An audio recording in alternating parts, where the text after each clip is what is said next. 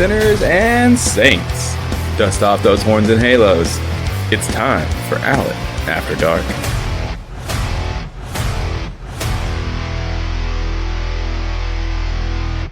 Sinners and saints, have you ever had one of those days or weeks or months or centuries where it feels that everything is against you? Like some unseen force is just shoving a grapefruit in your face and making you take the sour into your eyeballs until they bleed out with salty tears. Damn, that sounded pretty bitter, didn't it? I guess I am a little bit. It's been one hell of a day or two, and I'm tired. I'm wondering, has anyone else noticed this in your city or where you live? It seems like everybody that's driving a vehicle these days wants to be a top. They spend so much time riding my ass in their cars. It's like they must cover the front bumper with lube and are getting ready to shove it in. It seems maniacal the way some people drive these days. Maybe it's just a southern thing. I mean, we are stupid on the highways, even if it's not snowing or raining. But it just seems like people have lost their minds when they get behind the wheel. Maybe it's a Rona thing. You think COVID messed with people's brains so much that they can't drive anymore? Or was it the reaction to being locked down in the pandemic? Maybe people have reverted back to some sort of Neanderthal of a creature or something like that. Maybe it is. Could be, couldn't it? But the thought of being raw-dogged by a Chevy Volt on Interstate 40 is not one that I'm particularly excited about. And I hope you're having a better day than I am. I hope you're feeling well. I hope you're feeling sexy. I hope you're horny if you want to be. I wish I was. But I'm sitting here nursing my Diet Pepsi, wishing I was drinking some vodka. But you know what? I'm not going to do that tonight. I am not in the right frame of mind. Maybe I'll eat some seedless grapes in just a little while. That sounded butch, didn't it? Yeah, I thought so. So welcome all you sinners and saints, if I haven't said that already, and I probably have. I think tonight we might just be a little more scattered. I'm not sure exactly where this episode's heading. It seems like I need to vent, and talking to you is a great way to do it, especially when I don't have to necessarily stop to take unwanted advice. Speaking of which, I need to learn a lesson about offering advice, wanted or unwanted. It seems like no matter what I do, I just cause more trouble with such an offering. I guess I need a mule to kick me in the teeth or something to get my head out of offering such courtesies, even if it is good advice. Are you wondering what I did? Well, I'm not telling just yet, but let's just say that in a discussion, I offered my opinion, which was asked for, and then I guess the opinion wasn't what the person wanted to hear. Maybe they were a Trump supporter, you think? They never want the truth, right? They just want the lies. Sounds like something that a member of the Gritty-O pedophile party would want. But I digress. That's the bitterness coming out of me. Holy shit. I need to crank it back a couple of notches, don't I? I almost said fucking notches there. Maybe fucking nachos. Nachos would be good, wouldn't they? Oh, you'd swear I was high or something, wouldn't you? Well, I'm not. Unfortunately. You know, I guess this episode could be about... Well, I think I've gotten a lot of questions about... or comments about how the podcast hasn't really addressed what it's like to be a Southern person in the sense of the actual culture, especially when you're trying to combine that with being a gay person. I guess maybe we'll try to address that tonight in this episode. Some of the challenges of being a gay person in a country environment. One of the things is that we have to try to dispel a lot of the stereotypes that people from the South have to endure. And by the way, I do believe that many times that a stereotype is based on some truths. It may be just exaggerated, but they are truths. And how would you know? I guess one of the ways I would say that you know you're in the South is that if you're at a bar and you catch the eye of a straight guy and he takes you outside and for maybe a makeout session and he slips you the tongue, but your mouth is filled with chewing tobacco, yeah, you're in the South. If you bring a guy to orgasm and he screams out, "Yee-haw," you might be in the South. If you're in a restaurant and the menu has hog jowl, fat back, chicken gizzards, and frog legs, you might be in the South. If you're in a restaurant and you hear somebody order sweet tea, they're probably from the South. Now, are you getting the picture? Yeah. Sometimes food is the best way to judge where someone is from based on what they order. And of course, we can't overlook the accent. And that's where I become some sort of enigma, apparently, because I've been told many times that I can't be from the South because I don't seem to have an accent and I talk too fast. Well, for me, I do hear the accent sometimes, especially if I listen to the podcast when I'm editing. It comes through very clearly, but I'm okay with not having the accent. And I know that mine is nowhere near as thick as a lot of people that I know in this area. But a lot of people find it charming. I find it dangerous, but that's because I'm a gay person and this is not only the Bible Belt, but the land of the KKK. But if I'm being totally honest, I do come from a very poor background. We were truly farm people. And my grandfather, who I never knew, he died when I was a little over a year old. He had purchased a lot of land, and not only did he have a regular job, but he ran the farm. And so everybody that was in the family worked on the farm. That is not an easy living. At least you have food as long as the crops come in okay and not spoiled. But when I say we were poor, we were poor. I'm talking about having to use an outhouse, not having complete indoor plumbing at first when I was really young. I remember the cold in the winter times when the house we lived in wasn't so well insulated. We had a big fireplace and you tried to stay near it in the middle of the night. You covered up triple and quadruple, not only with blankets if you had them, but you would put the coats on top of you and keep your socks and clothes all on. It was misery. It was not good. And I do remember my mother. I don't want to disparage my mother, but I remember when we were growing up how ashamed she was that we were so poor. Not in a bad way. She just didn't want people to think bad of us, but that already happened anyway. It didn't matter if we were poor or rich. We definitely were richer than a lot of people in the area. My family is very successful now, but in those early years, we could rival Dolly Parton in her boastful stories about being poor. She gets to brag about being poor because she's super rich now, but it's okay. She's a wonderful person. We all love her. We do. It's funny that I mentioned Dolly Parton. I can remember being on a flight from London coming home to Tennessee, and there was a couple sitting beside me, and he was very talkative. He was Scottish, and his girlfriend was Irish, and they asked me where I was from, and I said Tennessee, and they had no clue what Tennessee was, and I said Nashville, country music, and they were still kind of confused, and I said Dolly Parton, and they knew immediately. And I said, well, I'm from the same area that Dolly Parton is from. And it made them so excited. They had so many questions then about Tennessee and Dolly and Dollywood, and even more excited when I mentioned that Elvis Presley lived in Memphis and his estate was there, Graceland, and you could visit it. And they got super excited. And he said, well, we'll have to someday visit Tennessee.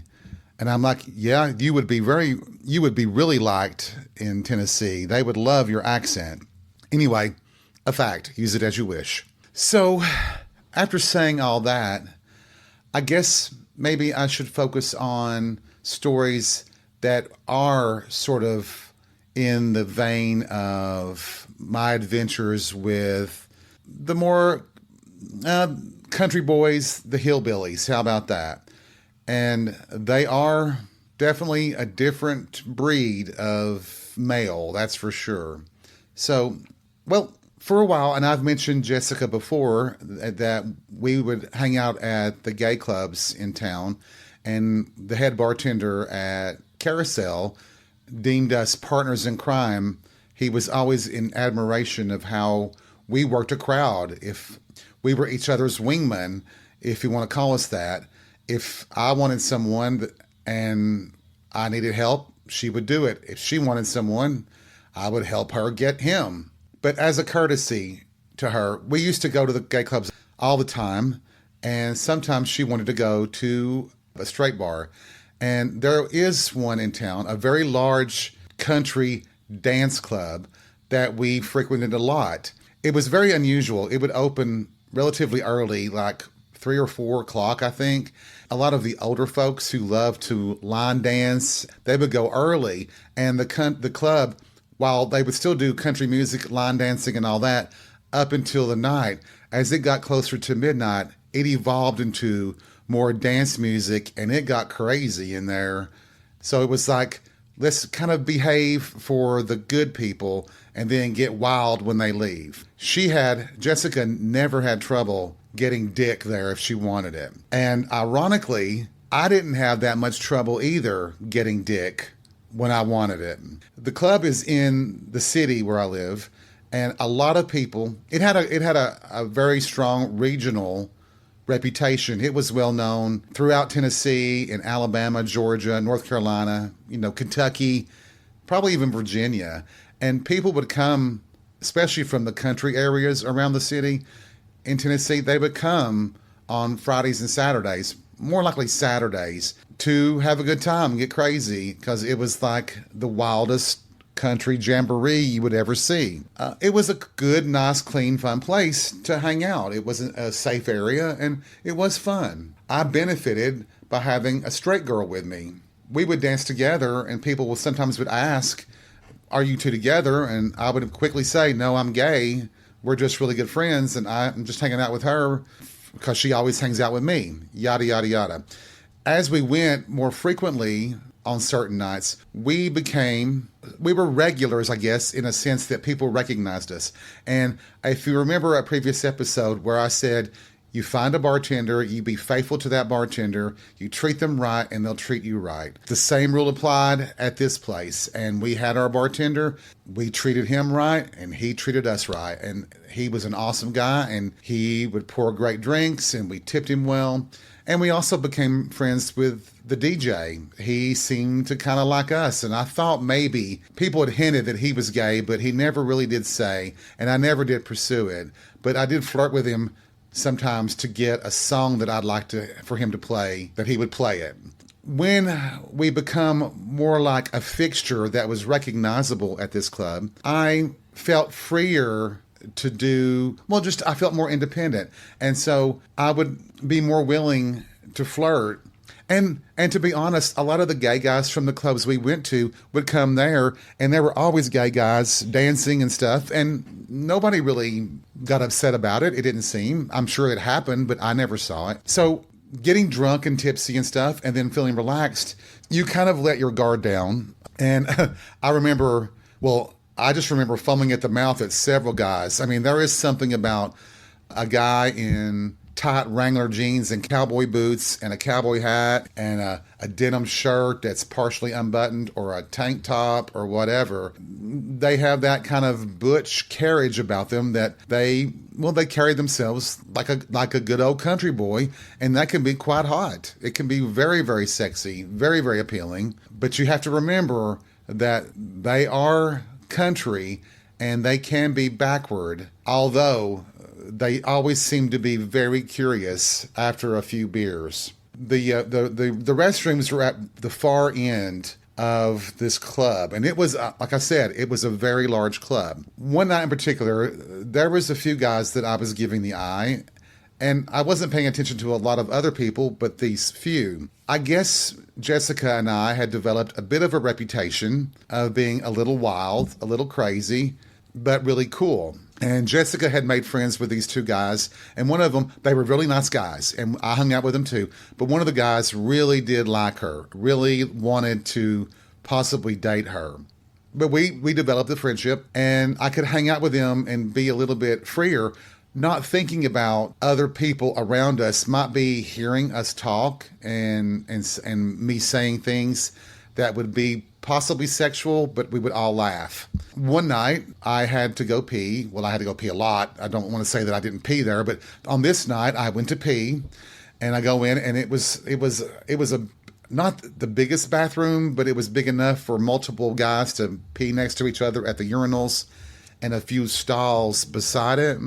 So on this night, I wasn't paying attention. I was listening to the music that was playing that you could hear, and I was just at the urinal taking a piss, and a guy comes up beside me, and he is a very hot, muscular, blonde cowboy with his cowboy boots, his Wrangler jeans, his denim shirt, and I'm just looking ahead, and I can feel him. He turns to look at me, and he looks at me, and I kind of glance over, and he goes, "Hey," and I'm like, "Hey."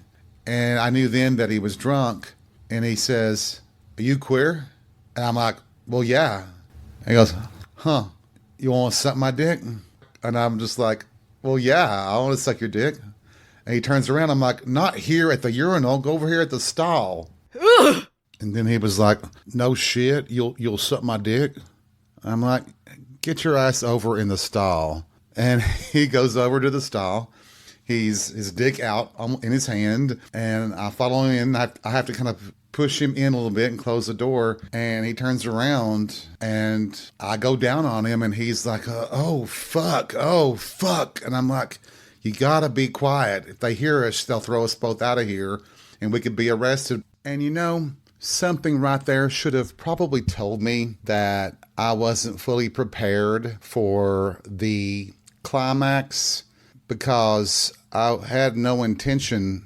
Let's just say that when he came, he shot all over my shirt, half my face. I am in the middle of a redneck country dance club, partially soaked in jizz. And he's like, "Holy fuck, man, that was the best head I ever got." And I'm like, "Well, no shit, I can tell. Look at me." And he's like, "Yeah, I covered you in my jizz, didn't I? I soaked your ass, didn't I?" And I'm like, "Okay, cowboy, that's a little bit over the top, but you know what? It's good." And then I guess fortunately for me, he's like, "You want to go again?" And I'm like, "Yeah." So by the time he was finished a second time, I was pretty much, in a dark club with a lot of the lights flashing. You couldn't really tell. And thankfully at the sink, I could wash off my face. I know you all have got a lot of comments to make about this story, don't you? And I know, Tim, if you're listening to this episode, you're yelling at me, "Why didn't you swallow?" Well, let's just say circumstances got in the way, and there was a slip, and bam, there it went. But here's the interesting thing on top of that. We go back out of the men's room, separately. He goes on his way, and I'm on my way. And I started noticing that people were looking at me, not because they could see anything different, but they could smell it.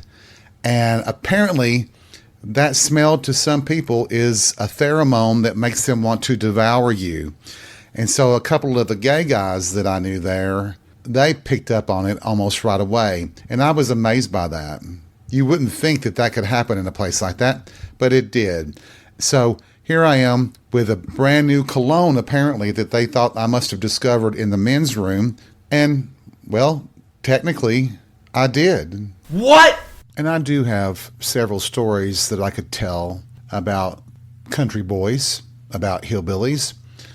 But I think I'll save those for a different episode. So, all you sinners and saints out there, if you're considering hooking up with a country boy, especially a cowboy, you just got to remember that a 6-pack of beer helps, And all you've got to do is say you love the Lord.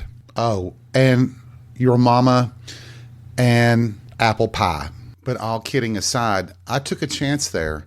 Had he asked me to go outside, it could have been a trap. I could have easily walked in outside with him and into a group of guys who could have beat me up, raped, and killed me. You just never know. Luckily, that didn't turn out. And I think that had I was a little bit more street smart at that age and would have known better than to take that kind of a chance. But, one moment of weakness and it could happen. This is a place where you still see Confederate flags to this day. Remember, this is a state where Republican politicians fought to keep the bust of Nathan Bedford Forrest in the Capitol building. He was the founder of the Ku Klux Klan. That's how backward we are. And if you understand that racism is still that prominent, you know damn well homophobia is. I'd like to say that other guys have not fallen into that trap, but they have. I consider myself lucky. If there is such a thing as a guardian angel, mine worked overtime every time I was out and about. But I just wanted to add that to this story, that there is always a risk in hookups like that. Another interesting tidbit I'll share. A lot of times the country boys that I know, they do tend to be, the facade, their image is always that they are tobacco chewing, chain smoking cowboys who love pussy. And how that works a lot of times is they tend to rationalize their behavior. There's a justification that as long as they're the top and not the bottom, it's okay, because in their mind, the bottom is the girl and the top is always the man. So as long as you're a man fucking a girl, aka a bottom, it's okay. You've not violated the laws of the Bible. Your Baptist minister father wouldn't be upset that you plowed some bottom bitch's ass because you're the top, you're the man, you're the dominant. I know that sounds awful. It sounds primitive. It sounds sexist. It sounds masochistic, but it's the truth. There are people, there are men that I know that's how they rationalized their behavior. It wasn't two guys. They were fucking a bitch or letting a bitch suck their dick. Sounds pretty gruesome, doesn't it? To have a life like that. But it's how they live. That's just one part of what it's like living in the Bible Belt, in the South, in the country. Yee-haw! Thank you for joining me in this rip-snorting episode of Alan After Dark. I hope you've had fun. I hope you've been entertained. Remember to take life by the balls and be real. We'll see you soon.